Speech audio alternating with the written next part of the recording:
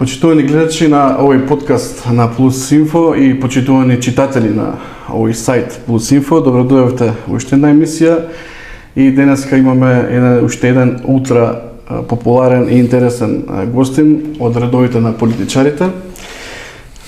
Да се представам прво јас, сум Мартин Богатиновски, а спроти мене седи лидерот на Левица и носител на изборна единица 1 Димитар Апасиев.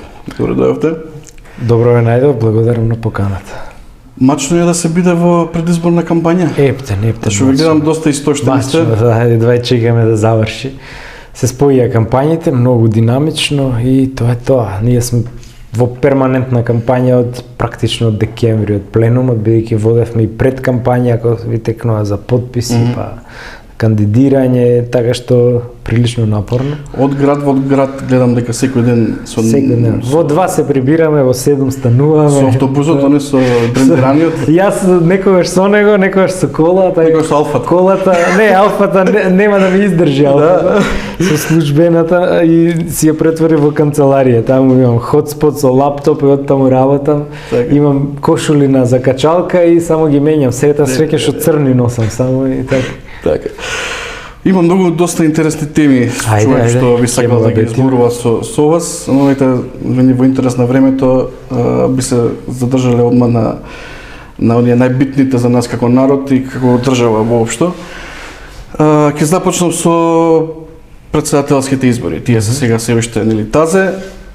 Помина првиот круг кој што помина, професорката Ванковска освои 40.000 над 40.000 гласови.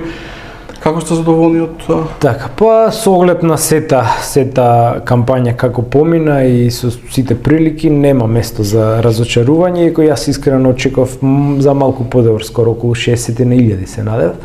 Но можеби тоа е сплет на повеќе околности. Од една страна професорката беше повлечена од јавност, ако се сеќавате, во некој вид на самоизолација 5-6 години наназад, така што можеби јавноста има подзаборавено, но од друга страна таа не беше идеолошки најблиска.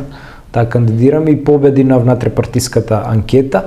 Од тука ние го положивме тестот на зрелост практично или матурскиот испит како што се викаме, затоа што после ова веќе не можете да речете дека Левица е мала партија, затоа што сама успеа за 5-6 дена да собере 10.000 подписи со ваква бирократска процедура. Добро, освен тие подписи, 43.000 освоени претседателски гласови, претседател не е за подценување. Па не е апсолутно, затоа што другите коалиции се по 30 на партии, ние сме сосема само и така што нема место за разочарување и сега доаѓаат практично главните избори, оние за кои што ние имаме и како условно кажано капитал и кредит, тоа се парламентарните, каде што јас и Борис покажавме борбеност и имаме зошто повторно да ги бараме гласовите на луѓето. Спомнавте парламентарните, но ќе би сакал да ве прашам,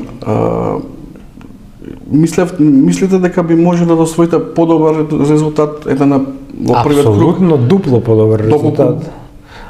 Поинаку изигравте нешто? Не, ме прашувате за првиот круг, за претседателските, да. Па сега подобар, не подобар, тоа е резултатот кој што го добивме. Не знам единствено јас да се кандидирав за можеби подобар ќе беше.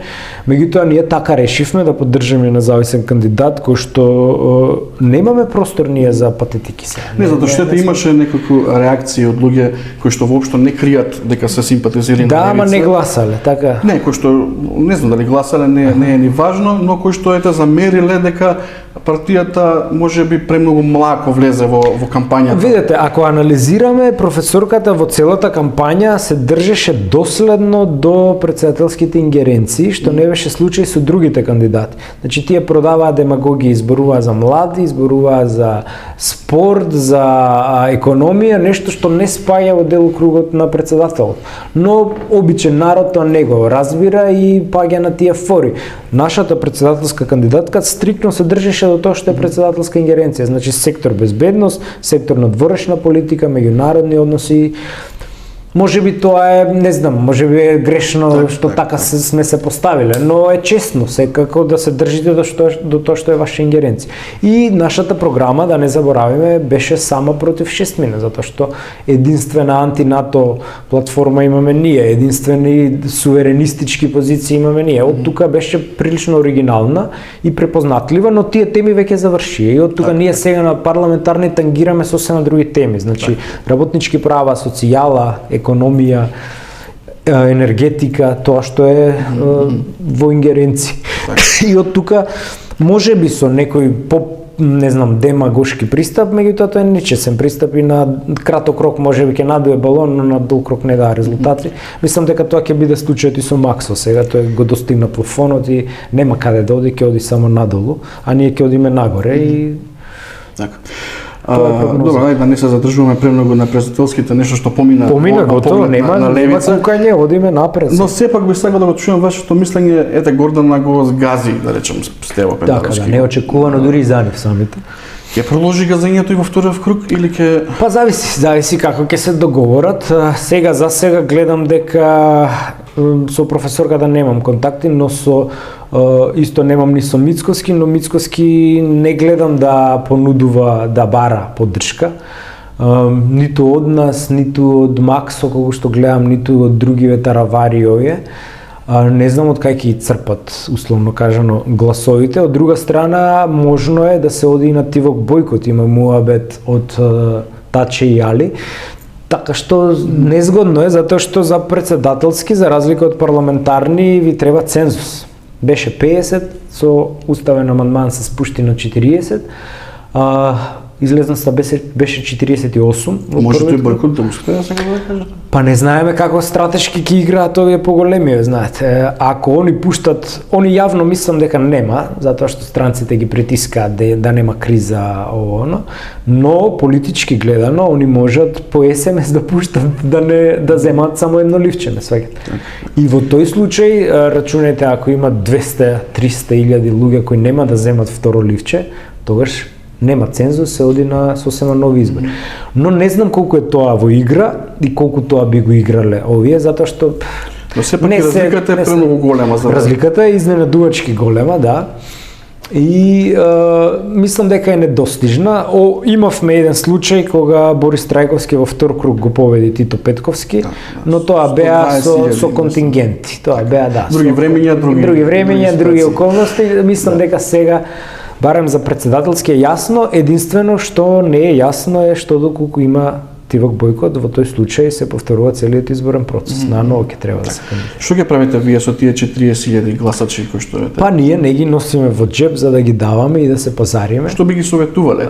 Ние би ги советувале да си гласаат по сопствено убедување. Ние еднаш се изгоревме со таква бланко поддршка, ако се сеќавате. 2019 ние дадовме отворена поддршка и за среќа дисциплинираното наше членство ја даде довербата на Силјановска тогаш и за возврат ние добивме шиканирања, банирање од Алфа телевизија, добивме најгнасни напади од ДПМН, така што нашата грешка си ја констатиравме и веќе нема да даваме. 2019 и сега веројатно е МЦ. И видете во 2019 благодарение на нашата поддршка во втор круг, ако се сеќавате, јас не велам дека ние ги донесовме тие 60.000 гласа кои Силјановска ги доби во вториот круг, но барем 40 донесовме. И за возврат ви кажав што добивме, така што не ја повторуваме таа грешка, ние учиме од нашите грешки и секој по сопствено убедување сака да гласа, нека се гласа, сака да не гласа на едни избори, да гласа на други. Се е во игра, се е легитимно, што сакаат луѓето, се разумни битија, нека се одлучат и нека ја дадат довербата на еден од овие двајца. Така. Каков председател ќе добие Македонија на 8 мај?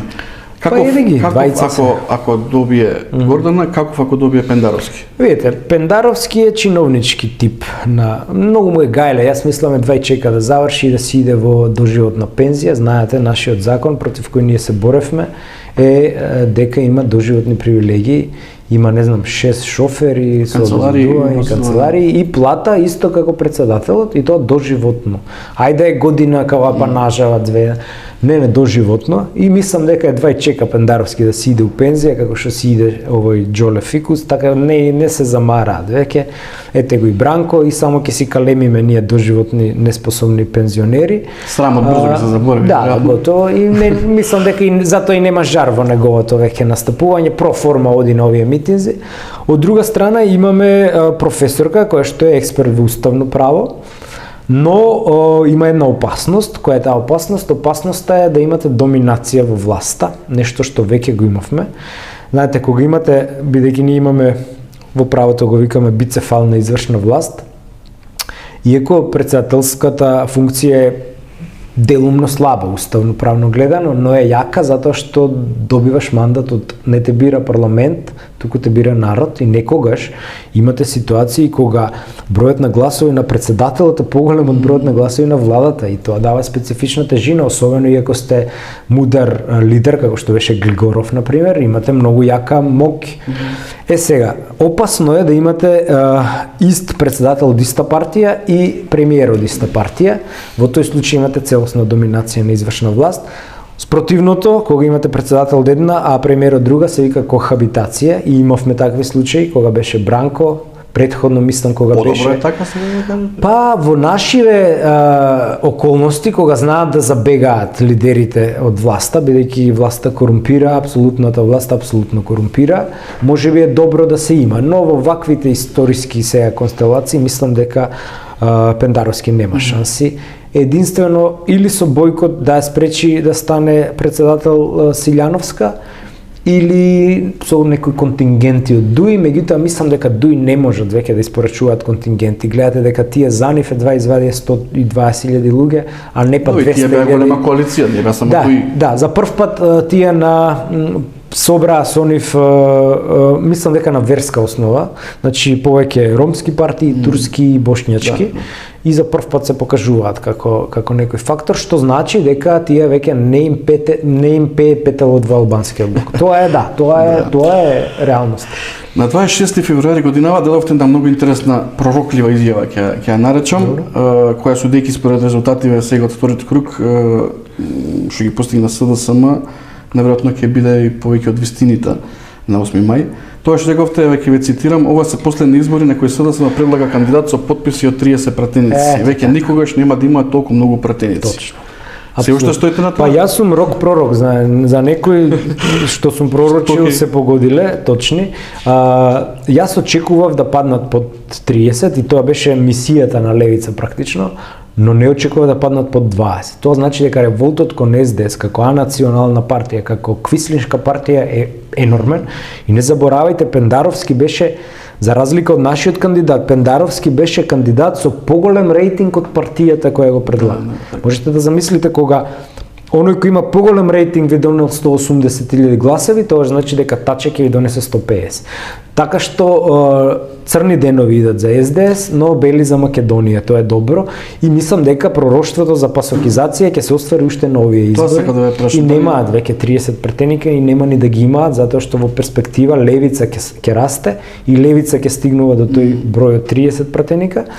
Зашто реално е да ја земеме, ако ја земеме СДСМ како партија кој што долго време нели обстојува тука, се што би било освоено под 35 било лошо. Под 30 би било катастрофа, а под 20 веќе е пасокизација, веќе е диагноза. Тоа е диагноза. И што ќе биде со таа партија после? Ќе се распадне, ќе стане маргинална партија, можеби ќе ја преземе некој, ќе си ја купи као Заев, што си ја купи некој нов бизнисмен. Таа е заштитник на олигарсите, таа нема врска со социјалдемократијата, а и политолошки гледано веќе социјалдемократијата нема врска со левицата, така што црни денови идат за таа идеологија и за таа партија и јака им душа, нека си се сноѓаат, кој што си дробел, тоа ќе си срка. Вие сте носител на листа во Кецот. Таму сте во друштво со Калачевски, со Мицковски. Лидерската е таа. Таму бегаат од дебата, не прифатија. Друштво како? Јако друштво, како перфектно, само уште да прифатеа дебата ќе беше убаво. И затоа ние во нашата програма имаме мандаторен тип на дебат. Ако не прифатиш дебата, тоа значи дека не те бива тебе, ти си или клиентелист, значи имаш администрација, имаш бизнис позади, олигархија која те спонзорира и немаш потреба да изложиш став, да дојдеш во конфронтација и ако не дојдеш на дебата која ќе биде задолжителна, треба да те дисквалификуваат и да не можеш да се кандидираш. Нема бегање од дебата. Во секое демократско општество имате дебата пред, не заборавајте, оној британецон Камерон или како се викаше премиерот, никој не го знаеше претходно, он на дебатите ги победи и едниве и други. Така што тоа е демократијата. Ајде дојдете на дебата и да се соочиме да види народ кој сака да биде лидер. Лидер кој бега од дебата не е лидер. И од тука народот нека цени сам по себе што тоа значи. Еве во кецот во двојка прифатија мислат, па откажа, во тројка само имаа носителите до сега дебата и во петка. Од 6 изборни единици во 4 немате дебата. Значи немате ни 50%. Веројатно ќе има. Нема да има. Дај Боже да има, ама нема да има. Ако направиме анализа на гласовите што ги добива левица низ годиниве, забележуваме дека партијава расте и расте, тоа е факт. Така. Но и дека ги удвојува гласовите од циклус во циклус. Така. Сега 2016 година на парламентарните избори освоивте 16.000 гласови отприлика. 12. Или 12. 12.000 гласови. После На предвремените парламентарни 2020 двојно повеќе, Так, 37.400. Нели двајца пратеници. Сега за председателскиот над 40.000 гласови. Сега за парламентарни веќе па мислам дека стотката ќе се расипне. од 80 до 120 зависно од излезноста. Види, има еден позитивен тренд, а тоа е дека секогаш без промашај статистички парламентарните се поголема излезност, што значи дека помобилизаторски делуваат, бидејќи позицијата е помоќна во смисла собраниско мнозинство. И сега кога имавме 48 излезност, јас очекувам од 55 до 60% излезност на парламентарни. Лошото е што е во работен ден, реално, баш таа популација која нас не гласа, студенти, млади, работат во Скопје, не можат да се вратат. Иако е неработен ден. Неработен формално за бирократија, ама за приватен сектор работен. И е скапо на крај крајава, му треба не знам 20 евра да се врати до струга, па 20. Со воз му треба 8 сати да 8 сати може ќе загледа кај Богомила, но апелирам баш таа генерација ни е потребна сега, младите студентите да се вратат, ако не се вратиле за председателски, да се вратат баш за парламентарни. И мислам дека скорото од дуплирање на бројот на гласови од председателски не е невозможен. И ние градиме партија од нула практично и ние трчаме маратон. Не сме ние као Максо спринтери на 100 метри и да изгориме као слама и да пукнеме као балон. Не. Структурно ја градиме, идеолошки ја градиме, имавме 5 тоа се гледајте и низ циклуси, што нема удвојување. Степ бај степ, краткорочно да, можеби Максо ќе нанесе штета, но статистиките наши од аналитички центар, особено во КЕЦ, одговора дека Максо нас не чепка, затоа што млади не го гласаат, туку ги растура СДС. Значи Максо влече гласови од СДС и ако му ја видите структурата, тоа се незадоволници и од едната и од другата клика, што значи тоа е замена, а не промена, односно ист тип на клиентелистичка партија. Па дури и не е ни партија, тоа е проект повеќе, затоа што има канцеларии, но му зјаат празни. Додека во левица е живо врие како во кошница во нашите локални ограноци. Од тука ние не му се плашиме апсолутно, тоа беше еден балон кој ќе пукне и предвидувам година и пол. Не заборавајте дека Љубе Бошковски 130.000 гласа освои сам. Па кај сега Љубе Бошковски? Една ситуација која да забележиме дека се менуваат работите и во парламентот кога станува збор за нели силите помеѓу претениците. Ако досега се знаеше кој колку држи, сега веќе вие во една прилика рековте дека очекувате од 8 до 12 претеници во наследниве избори. Тука негде Максо очекува нели двоцифрен број. Веќе се појавува помалце од нас сега. Ако се да ги одиме според очекувањата вашите. И да има помалце, сепак ќе биде група на партијаници од неколку. Сепак се менува, ќе се смени сликата во парламентот. Да. Ако до сега беше 4 партии, сега се појавува. Ќе има промена во самото функционирање. Ќе мора да научат да преговараат. Тоа е. Значи ќе мора да научат да преговараат затоа што не може од позиција на сила да доаѓаат и не заборавајте дека Груевски со 63 пратеника спроведе, тоест не успее да спроведе попис или даде амнестија на хашки случаи, така што ништо не значи ако една партија освоила и не, тоа е до лидерски способности, И ние имаме една фалинка во нашиот систем уште од време на Фрчко, а тоа е слободниот мандат на пратениците, што дозволува практично бизнис олигархијата да се купува пратеници. И почетна цена е као на сточен пазар од 350.000 евра, пола милион, зависно колку вредиш, да. И тоа е фалинката фабричка која што оваа држава дозволува, ако ги читате дури мемуарите на Љупчо Ѓорѓевски како ги купувале пратениците. Значи тоа е една традиција уставна кај нас и таа фалинка мора да се промени, а тоа е императивен мандат. При пропорционален Донтов модел, кој те става, тој те вади, така де. Не може сега ти кој те знае тебе, име, презиме, анонимус, станеш пратеник и ја менјам партијата. Како ја менјаш партијата, друже? Партијата те ставила те, партијата тебе треба да те смени. Не се плашите од тие работи вие?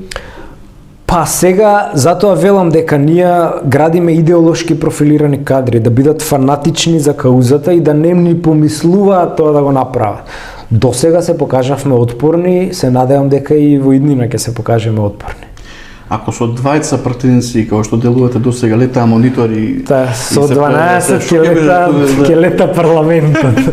Па видите, ние со двајца, шала на страна, успеавме да спречиме приватизација на брза помош, успеавме да спречиме етничка припадност во лични карти, косоваризација преку државјанства, промена на лични карти со Северна, успеавме да намалиме, ако и текнува за ковид кризата, да намалиме цени на приватни болници. Тогаш можете да замислите со пута 5 пратеници што би можеле. Значи, и како имате парламентарни инструменти да се борите со тоа што во новиот парламентарен состав има еден хендикеп, а тоа е новиот деловник. Не знам колку знае јавноста и зошто беше толку жустро нашиот настап, затоа што јавноста не ја тангира деловникот и не мислам дека ја свати опасноста. Што е кваката? Значи, досега озлогласеното европско знаменце, ако го ставеа на било што, готово, вие сте поразени. Значи, знаете дека влегувате во изгубена битка. Сега, редовната процедура ќе биде како досегашната со европско, со тоа што наместо 3 ќе трае 5 дена. Ништо не ви менја. Тоа значи дека вие влегувате во битка со ветерници. Каков закон да пушти владата за 5 дена дебата или и да нема дебата, има финта во смисла ќе ја закаже комисијата во 11, ќе ја прекине во 1 и се брои како готово. Еден ден работен ќе ја продолжи утре, 5 дена така ќе ве зеза, на 5-тиот ден ќе се заклучи, без оглед дали вие имате 1000 амандмани, 10.000 амандмани, се оди на гласање на пленарна и готово. Опозицијата е парализирана, но ние кога тоа им го објаснувавме, сите мислеа дека ќе бидат власт. И СДС мислеше, и ДУИ мислеше, и ДПМН мислеше. Сега ќе видиме, ова ќе биде парализиран парламент, практично ќе биде автократски, затоа што немате парламентарен механизм. Знаете, на Америка не се осмелила да забрани филибастеринг. Од римско право постои до ден денес. И немате вие инструмент и во вакви затегнати општествени односи и добро е да има филибастеринг, затоа што ја тераш власта да преговара. Сега ќе биде самоволие и ќе видиме. Ќе летаат, веројатно пак ќе летаат. А веќе вие ги започнавте на еден начин преговорите. Го спомнавте во спикерското столче. Да, го спомнав во смисла кој ресор го барате и јас нафрлив, па не бараме ресор, бараме спикер. Знаете колку е мокрино, не јас. Веројатно Борис би го кандидирал. Знаете, Борис ќе не биде координатор на пратеничка група и во перспектива, значи тоа е многу моќна позиција, не за џабе Груевски не ја даде таа. Вие немате, таа е единствената незаменлива позиција. Вие немате по устав друг да свика собраниска седница. И џабе вие имате мнозинство, ако спикерот го немате, нема да ви свика седница. Ако се сеќавате кога се кара Љупчо и демократска алтернатива на времето на Тупурковски, тогаш Саво Климовски беше, па не им свикуваше седница, па толкува дали заменик му не може. И таа позиција е многу моќна и од тука е многу политички интересна. Значи го контролирате целиот законодавен процес преку еден човек. Многу помоќна од министерска, од било која министерска позиција. Македонска платформа. Ја за коалицирање со партиите вие ја За преговарање првично, за преговарање, македонската платформа со 5 Со точки. 5 точки за да биде јасна, гласна и објавена. Да видиме зашто преговараме, зашто не. Мислиме дека тоа го вергламе ние веќе втора година. Мислиме дека покрај системската аномалија имате и личностна аномалија, а тоа е немање карактер или немање изградени позиции на нашите политички лидери.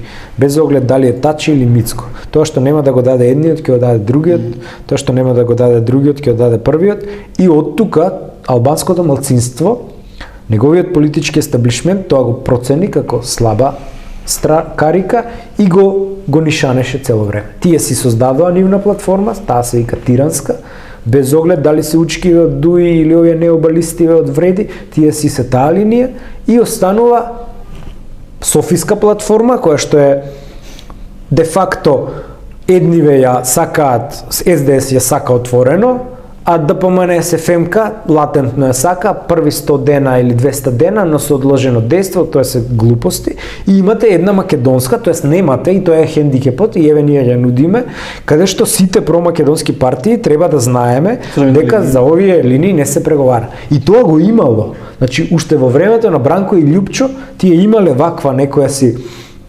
джентлменски молкумс договорена работа, и затоа албанското малцинство тогаш не рипаше толку.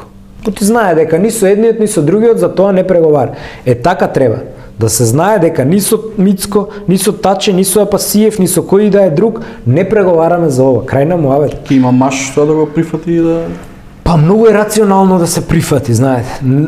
Многу е штетно ако не се прифати. И не мора ние да ги носиме ловориките. Еве, ДПМН нека го предложиме, сваѓате. Или джентлменски, не ни мора, non-paper нека биде, нека не биде формална платформа кај што ние ќе се состанеме и ќе ја подпишеме. Но дајте да се договориме, оти вака не оди веќе. Ние добиваме два паралелни неофашистички процеси, бугаризација и косоваризација на државата. И на тоа мора да се тропне на маса. Спомнатете бугаризацијата. Што правиме со бугарите? Па ќе ги внесуваат во устав. Еве, Максо и Мицко и заедно со Вреди ќе ги внесуваат во устав. СДС ќе рипа за тоа, Дуи ќе гласа, само Левица ќе биде против. Договорот е помеѓу првите 100 и 200 дена да ги внесат. Прво ќе одат на тоа со одложено дејство, па ќе им мавнат 2-3 чврги од Европска унија, па ќе им речат не може со одложено, па ќе речете па добро се, ај чим ги внесовме, не можело со одложено. Значи тоа е стратегијата, еве да знае народот, тоа го чека и памет во глава за кој ќе заокружите на 8 мај. Тоа е реалност. Ќе си ги трпите на крај крајeva, тоа е изборот. Кандидатката, ете пак ја спомнам Билјана Ванковска, професорката, неколку пати во својата кампања посочи дека е за излегување на Македонија од НАТО, но и дека вели дека има алтернатива на ЕУ, а тоа е БРИКС. Па има повеќе алтернативи. Да, само слеп човек не гледа алтернатива. Геополитиката после 2022, после војната во Украина е тотално променета. Земите на БРИКС напредуваат.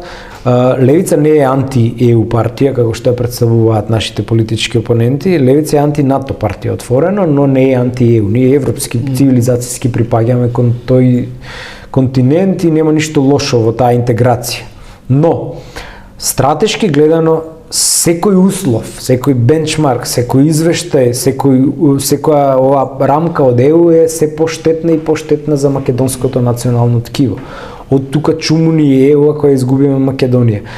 Така што мудар политичар гледа подалеку од носот и гледа нови алтернативи. Нашата геополитичка перспектива е стратешко партнерство со сите земји членки на Советот за безбедност, тоа се 5 големи сили, меѓу кои Кина и Русија. Ние досега имаме само со американците и гледаме дека тие и покрај тоа што формално се наши стратешки партнери, во суштина не, тие се партнери на албанското малцинство. И во случај на иден судир, било каков, помеѓу нас и нив, тие ќе застанат повторно на нивна страна, повторно ќе ги вадат со автобуси од Арачиново, повторно ќе преговараат и ќе притискаат на нашите, а не на нивните. Од тука ние мораме како освестен народ да бараме алтернативи. Тоа го правил Тито, ги барал неврзаните, тоест ги создал неврзаните. Не заборавајте, неврзаните се 2/3 од светот. Ако утре некој маш политичар на оваа држава сака да го врати уставното име кое што илегално ни го одзема, ќе мора тоа да го прави преку движењето на неврзаните. Видете го Вучич само десетици признавања преку тоа движење на неврзаните на Косово ги отповика. Така што треба да се игра со сите. Ево го Си Џинпинг доаѓа во Белград. Пуштаат воз, брз воз, значи има алтернативи, има можности, имате светот е голем за соработка, но само слеп човек и човек од Сорос, платен со парите нивни, и на овие фондации Конрад Аденауер и Штифтунзиве, овие Фридрих Еберти, толку до тука дофрлаат и надвор од Европа не гледаат. Вашето мислење за Владимир Путин како политичар? Па немам некое мислење. Јас работуваме ние со Комунистичката партија на Русија, која што е опозицијска во Русија. Еднаш овој неписменов наш дипломат Бугар Османов вика они се про Путин, објавил слика кај што наш подпредседател се среќава со нивен подпредседател. И некој му пишал, ој бре, тие се опозиција, тоа е како да си тука за ДПМН, а онда ти вика ти си натачен. Значи не разбираат толку да фрлаат. Ние идеолошки соработуваме и со Кинеска комунистичка партија и со партијата на Фидел Кастро, значи идеолошки соработуваме со нашите левичарски сестрински партии. Не сме во ниту една од овие интернационали, сега гледаме да аплицираме во некој, така што идеолошки соработуваме со сите сродни партии, а за човеков немам некое, не знам, мислам дека историски се покажа како доста зезнат играч, особено оваа комбинација на двајца мудри лидери, како што се Путин и Си Џинпинг. Мислам дека историски таков ков на лидери, значи не е ова Елцин, не е ова Горбачов, ова е подруг каливар, сосема подруг каливар на човек, и мислам дека таква комбинација ретко кога историски се совпаѓа. И затоа, поради тоа, се става крај конечно на западниот империализам и глобализам, и мислам дека Западот тек допрва му доаѓа декаденцијата. Што не му требаше, што не му требаше како со украинците? Со што? Да, добро сега. Тоа е проценка. Видите, не е тоа станал Путин и му текнало. Тоа се веројатно стратешки игри позади кои ние не ги ни разбираме од бидејќи малку информации имаме. Да се вратиме дома. Се поменат многу политички циркуси, ако така смеам да ги наречам, во собранието, што ги приредувавте вие као дел од пратениците на левица, ставањето печат со кондура, кршењето монитори, па и делењето комплименти со Џафери, беше омилен дел, нели? Ќе прашам затоа што знам дека сте човек кој што постојано анализира. Колку пали таквото делување на еден пратеник кај народот? Сака народот така да гледа? Па видете, зависи кон кого целите. Ако ние не сме партија која цели кон сите, и самата етимологија на зборот партија, пар значи дел. Не можам јас да бидам репрезент на цел електорат, апсолутно не. Значи ние целиме кон средна, ниско средна класа и млади и работници и прекаријат до нека. Значи тоа е нашето гласачко тело. Да, таму пали таа борбеност, тој жар, додека кај овие висока класа, господа, буржуи, кои што им тече мет и млеко, не, за не сме селјаци, за не сме небањати, за не сме агресивни и не им парират, мислам не им прија тој пристап. Така што кон целната група која нас не гласа, да, за тоа ни дале мандат за да правиме такви работи. Рековте дека сте се поклонили на гробот на албанскиот диктатор Енвер Хоџа за да им подадете рака на младите албанци кои што им се нуди само десна. Да, само десна алтернатива, за жал. Виде ефект од тоа поклонување на? Па се уште не. Албанци? Имаме албанци, но се уште треба да се работи. Сега еве еден куриозитет, повеќе турци пратеници ќе влезат преку нашите листи отколку преку сите турски овие партии етнички што ги прават, ме разбирате? Значи ние внатрешно го живееме братството и единството. Ние имаме кандидати бошњаци, кандидати турци, кандидати македонци, кандидати роми, така што се уште има простор за интегрирање на млади албански левичари, но не по систем на квоти. Тоа е погубно. Значи не да ми дојдете како и да ми речете јас пошто сум албанец да бидам прв во Тетово. Не, ако те бива, ќе бидеш прв во Тетово, ме разбирате? Таков систем ни треба и се уште, еве, куриозитет е дека кога шетам некогаш и млади албанци прават селфи со мене или на патарина ќе ми кажат јас сум од Дуи, ама само ти можеш да средиш брат нешто. Такви некои има изблици од албанците, тие се ќаваат дека ние целиме кон нивната елита, а не кон нив како етничка заедница или како народ, и сиромашниот албанец ги живее истите екзистенцијални ужаси како и сиромашниот македонец, апсолутно. Едни велат го обожавам Апасиев затоа што токму тоа им го плеска се вистината во лице, не им се плаши, други велат ете не му личи на професор, на лидер на партија.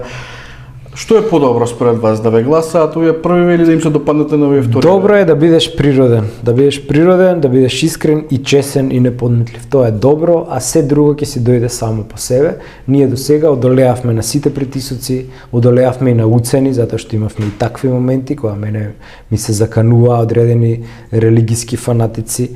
Така што сме си ја ставиле главата во торба и одиме, играме до крај, да, мушки, така што не се плашиме. А што е со оние партиски другари, со работници, со партици кои што не се согласуваат со тоа, сметаат дека е претерано и дека не треба така? Ете, имаше примери сега, например, во предизборната кампања. Да, имаше мали дисторзии. Тие веќе не се во партија. Имавме ние неколку судири од 2016 па 2018. Првата беше идеолошки судир помеѓу, ако и текнува, Бранимир Јовановиќ, кој потоа стана советник на Тевдовски, тие беа про-СДС крило во Левица. Ги исчистивме. Следното беше троцкистичкиот упад во Левица, малтене секта. Ако ги слушавме, ќе останавме секташко некоја организација, идеолошки чиста, но секташка, као Јеховини сведоци, да рече. И третото сега е ова нешто као, меѓутоа немаше поголема дисторзија, затоа што партијата после пленумот минатиот е поставена така да не можете внатрешно да ја преземете со пуче или со било што, така што и да го купат цека, они не можат да ја преземат. И мислам дека партијата идеолошки супер се надградува, во иднина и многу и повеќе ќе вложиме во тоа, особено во левичарски школи каде што ќе дадеме. И млади дечки претежно преку Црвена младина ќе регрутираме, затоа што тие се покажуваат, па и историски гледано, ако гледате, младите комунисти, скоевци и партизани биле од 18 до 25-6 години. Тие се прогресивните сили, тие луѓе преземаат ризик, тие луѓе гинат за идеалите, а веќе овие постариве, мислам дека се полежерни, веднаш бара функција, позиција, он има изграден, не знам, имидж, кариера и слично и не му се толку излегува статус квото, додека младите се жарот, а такви има многу во Левица, млади, паметни, образовани и тие допрва ќе добиваат шанса. А како се справуваат со неистомислениците? Ги бркаме од партија, едноставно, да. Значи ние веќе фракционерство не. Ние бевме единствената партија која статутарно, кога се основа, имаше дозволени фракции. Тоа се покажа погубно, затоа што имате пенетрација, прво на политички неистомисленици, кои што ви ги купуваат практично, и второ на тајни служби.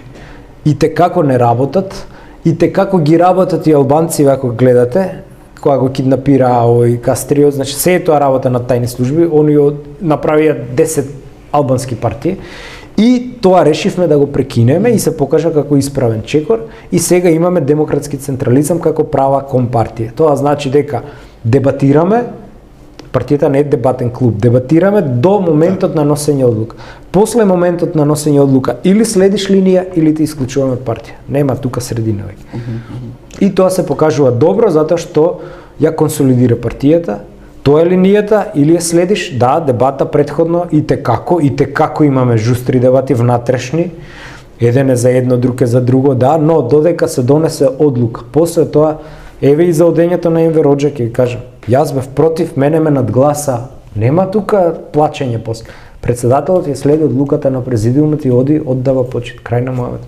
Кога јас можам да следам партиски одлуки, може и најдолниот член од било која база, ме сваќате, од локален огранок, од програмски сектор, нема тука филозофија. Тоа е, значи, политичката акција е оневозможена ако цело време дебатираме ние. Нема дебатирање, некојаш идат моменти кога се сече и се носи одлука. И таа одлука треба да се спроведе. Значи не е онака баш како што некои го велат, како ќе каже Апасиев. Напротив, Дори Апасиев, покресите- напротив, мене во многу ситуации ме имаат надгласувано моите партиски другари и као попче си ги слушам и нема мрдање. Ме разбирате? Тоа е, така се гради организација. Да. Ми кажа дека сте човек кој секогаш оди на сигурно и кој е пресметан, кој неколку чекори однапред. Па стратешки играм така, ама знам и рокада да направам, така да... Ретко ризикувате и кој што сте поставувате цели и рокови во животот. Па да, добро. За кога си имате кажано дека ќе станете премиер? Па видете, на овие избори клучно е да ја пасокизираме СДС. Тоа беше нашата борба. Не можете со двете аждаи во исто време да војувате. На следните избори ќе биде идеолошкиот судир помеѓу радикалната левица и демохристијанската десница. Тоа значи меѓу нас и ДПМН. И веќе понатаму, кога ќе станеме побели во косите, можеби тогаш некаш. Инаку на краток. Ама дека ќе биде, ќе биде. Да, дека ќе бидам, ќе бидам. Уште ова, сакам пред да завршиме да што не гази времето. Ајде. Ете, многу политичари и премиери и функционери поминале низ овие 30 години на државава и сите го велат истото, а и народот има таков впечаток. Политиката е диктира калето, овој што ќе донесе, каква одлука ќе донесе премиерот, што ќе му кажат американците, што ќе му каже меѓународната заедница. Што ако одбие? Па видете, јас мислам дека калето и сите странски тајни служби ги контролираат нашите политичари преку снимки за приватен живот, тоа значи, не знам, швалерки, дрога, да, преку снимки за приватен живот или преку корупцијски скандали. Тоа значи, не знам, ќе ти пуштат агент провокатор, ќе те снима како земаш пари, како што овој од фондот за за здравство од Австралија, како се викаше, од ВМРО народна го фатија, и со таа снимка потоа веќе те ставаат на нивни колосек и ти одработуваш за нив.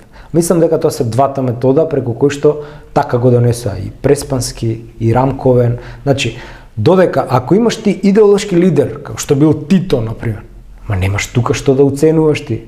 Тој оди, тој попрва ќе умре отколку да попушти пред притисок. И сега таков коф на лидери треба да изнедрува оваа држава. А вакви бизнисмени кои што преку пороци, преку швалерации, преку бизнис тендери, матни сделки ги контролираат, готово тоа не е политика после. Добре, ете го Александар Вучич во многу наврати игра добро сега за сега. Иако не ме бендисува затоа што. А не излегло да речете нешто сега за него швалерки малерки? Епа може непорочен така. Еве и за мене не излегло. Што да излезе ако е тоа честно? значи дека не го да Па апсолутно, тоа значи дека не го држат и дека игра слободно. Ако го држат, друга песна ќе пее. Нашата или вашата, тоа е разлика.